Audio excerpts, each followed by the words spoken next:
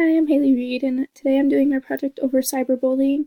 Cyberbullying is a very broad subject, but the main word that people hear is bullying. Cyberbullying is just bullying over the internet. It could be teasing, threatening, intimidation, stalking, cyber stalking, physical violence, theft, sexual, religious, or racial harassment, public or private humiliation, destruction of property, or social exclusion.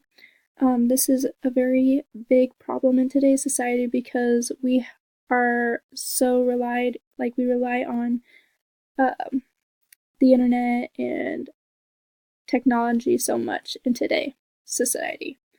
Um, it is something that we do need to address more and take more seriously in schools because it is a very big problem, especially when it comes to suicide.